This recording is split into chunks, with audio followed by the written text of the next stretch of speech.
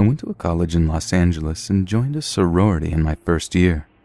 During my second year, I moved into the sorority because it was cheap and fun. The sorority had 2 stories and a basement. Other than storage, we only used the basement for initiation and other ceremonies. The first floor had a kitchen, dining room, study room, living room, guest bedroom, and the house mother's room. The guest room and the house mother's room were in the front of the house facing the street. The second floor was full of bedrooms with 2 to 6 girls in each room. It also had all of the showers except for one in the guest room that was never used. About 50 girls lived in the house together, and it was a ton of fun, with parties almost every night. Of course, with that many girls sharing one space, people got on each other's nerves every now and then. One big point of contention was food. Although we were provided with 3 square meals Monday through Friday, many girls kept their own provisions in a small kitchen behind the main kitchen. One girl named Megan loved to bake and would always be happy to share her creations once they were perfectly frosted or whatever. Right after winter break, Megan baked a tray of brownies and left them to cool overnight while she went to bed. When I woke up the next morning, a group of girls were sitting around the table drinking coffee and bitching about Kristen, who apparently came home drunk the night before and dug into Megan's brownies with her bare hands. There was a big messy chunk missing from the middle of the pan with fingernail marks along the bottom. I agreed that it was pretty fucked up. Kristen, of course, denied that she had anything to do with it. However, things started being eaten in the middle of the night with some regularity. The suspects were always the ladies who came home late after partying. One night there was a formal event that required all of the girls to be out of the sorority. The only person left at home was Miss Betty, our house mother. She was a sweet woman in her 70s who pretty much let us get away with anything and everything. On this particular evening, Miss Betty heard the shower running in the guest room. She knocked on the guest room, but nobody answered. She cracked the door open and saw a pile of clothes with the sorority's letters, sorority t-shirt, sorority sweatshirt, sweatpants, and hat. Miss Betty entered the guest room and said something along the lines of, "Are you okay, dear?" Because it was so odd for someone to be using the guest room shower. The shower room turned off, and there was a grunting thud against the inside of the bathroom door. Very alarmed, Miss Betty tried to force her way into the bathroom, asking if the person inside needed help. To her dismay, a low male voice grunted back, "Go away." Miss Betty told him to get dressed and that she was calling the police. The unwanted house guest stayed in the bathroom until the police arrived. They determined that he snuck into the sorority during winter break, picking out clothes from different rooms. He made himself a little home in the basement and had apparently lived there for almost a month. We had at least one ceremony in the basement during the period of time he would have been living there. So, I guess he was watching. As of now, I'm a junior in college. This story took place the spring semester of my freshman year. My friend Jane and I decided to do spring rush at our college. For those of you that aren't familiar with the Greek system, my college had traditional fall rushing for sororities. You go through the application process, do certain things for different sororities, etc.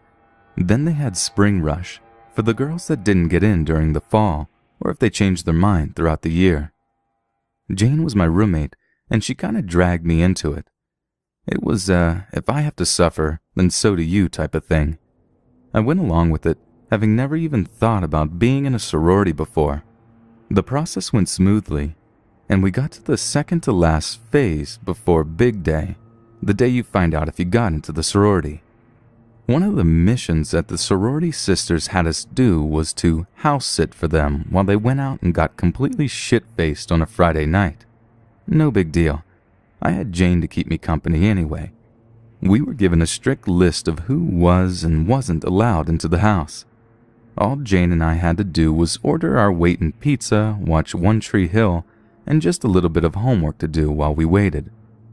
It wasn't until about 1 a.m. did the shit start. Someone rang the doorbell. I answered. It was a guy, older, maybe 25 or so. He looked past college age. He asked me if it was a certain address, and I told him no, then asked if he needed to speak to someone. He said no, he thanked me, then walked away. I really didn't think anything of it. It's college, Friday/Saturday morning rather, and it was nighttime and people get drunk, so shit happens. One of the sorority girls calls and says they'll be back to the house in about an hour, so around 2 to 2:30 a.m. That's great. Then the doorbell rings again. Jane and I both answer it at the same time. It's the same guy. He looks at Jane, seemingly shocked to see her. Let me just describe his face to you, now that I'm thinking about it. It was wrinkled.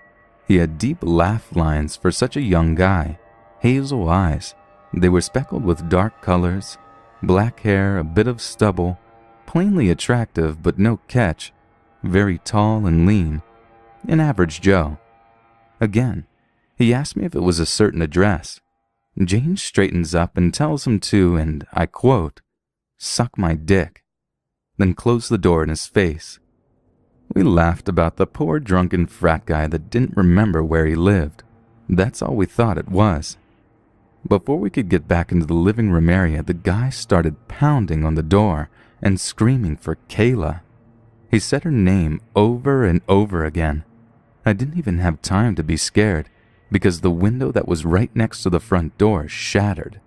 The fucker crawled inside, fell to the floor having lost his balance, and looks directly at me. My name isn't fucking Kayla, but he was looking at me like it was. Jane flipped her shit and ran upstairs. How classic, right? And I just stood there, baffled at what happened. I was paralyzed. The man kept asking for Kayla, got up, and looked at me like he was about to charge, like I was a piece of meat and he was a starving man. I just shook my head. I heard Jane on the phone somewhere upstairs. Then she called my name, came running downstairs. That's when he did something so unexpected. As Jane ran down the stairs, the man actually floored it to meet her. He started growling and screaming and howling. I can't explain it. He sounded deranged. Jane was so startled that she fell coming down the stairs, sprained her ankle, and just laid there, screaming. The guy laughed, walked past me, and then just casually climbed back out through the window. Campus police showed up about 5 minutes later. Then the sisters did. Turns out that Kayla was a sister that was kicked out a few weeks prior. She had a boyfriend who was abusive, addicted to meth, all of the above, that broke into their house before, and they fucking failed to mention that small little detail.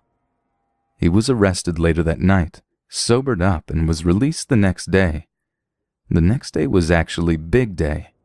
Jane and I got bids, but I declined. Jane accepted. We're still friends, and it always makes for a good story to tell the incoming freshman girls who plan on rushing. This happened to a friend of a friend's mom. It was the 70s and she was in a sorority in college. She went out with some friends to a bar and started chatting with some guy sitting next to her.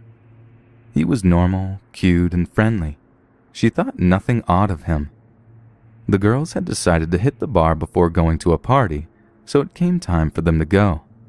The guy asked her if she was sure she wouldn't rather go to a party at his house, and she said no thanks and left with her friends.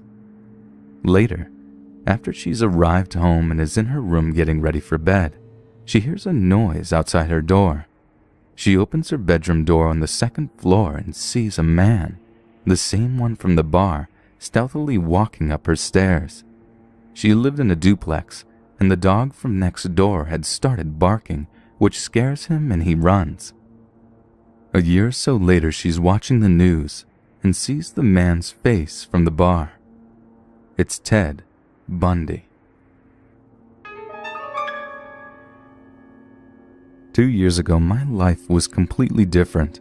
I was in a sorority, I had lots of friends, and I was outgoing. That was until the night of our Halloween grab-a-date. For those who have never been in the Greek system, it's a party where you invite only one person as a date. I had recently met a gorgeous guy who was on my college football team. I invited him and he said yes, but that his friend from out of town had to go too. I convinced a naive freshman to take him. On the afternoon of the big day, there was a football game, so unlike the majority of girls and their dates, I had to wait for my date instead of getting drunk. The game ended with just enough time to take a shot of vodka with my date and the two guys before we had to rush to the bus to meet the freshman and go to the boat where the party would be held. I ended up finding my date and his friend rather creepy while on the boat, and ignored him for most of the night and just danced with my friends instead. Unfortunately, my keys were at his apartment, so after we got off the boat and back to the Greek system, I had to return to his place. This was when things went wrong. I quickly went to his place and grabbed my keys, but by the time I found them, he poured a shot for each of us. It was just me, his friend, and himself. I at first declined, but they insisted I take it before I leave. I don't remember anything after that shot. The grab-a-date was on October 30th, Halloween morning. I woke up to a strange beeping. I was extremely confused and had no idea where I was, but I was terrified. I felt too weak to move, and after a few minutes realized that the beeping was coming from the machine that I was attached to. Even then, I didn't realize where I was. I just started yelling. After what seemed like an eternity, a grumpy nurse walked in. I asked her for a phone, which she gave me and left. In my confusion, I couldn't figure out the phone, so I had to yell for her to come back. Eventually, I figured it out and called my dad. This was the scariest Halloween for my father, waking up early from an unknown caller that ended up being your daughter 2 hours away in the ER. After that phone call, I fell asleep and woke up to my dad in the room crying. It turned out that I had stopped breathing a few times that night. The first time was within a half hour of taking that shot. I later found out that rather than calling for help, he left my body on the footsteps of my sorority, where thankfully another girl was coming home while he was walking away. She was the one who called the ambulance. Unfortunately, I did not get tested. In my confusion, I refused to be drug tested that morning and kept insisting that I wanted to go home. Too weak to walk, I had to be wheelchaired out, then carried to my dad's car. My dad's partner works in the ER and said that it sounded like I had an allergic reaction to roofies. One of my mom's friends from a hospital suggested that as well, but by the time I wanted to be checked out, the hospital said it would have been out of my system by then. Later that day, I looked through my cell phone and found I had texted a few of my friends for help, that I was creeped out, and that I was scared. I had also received a text from him saying he wanted me to go to the bathroom and give him head. I decided to reply to his text and ask him what had happened and that I had woken up in the hospital. He replied, "That sucks." As if this ordeal wasn't enough, after a few days when I returned to the school and sorority, a rumor had started that I had had alcohol poisoning. When I tried claiming that wasn't what happened, people told me I was just too embarrassed to admit it. I was even sent to standards, sorority court for when you get punished, and told I wasn't allowed to go on another grab-a-date that quarter. Very few girls asked if I was okay. I wasn't.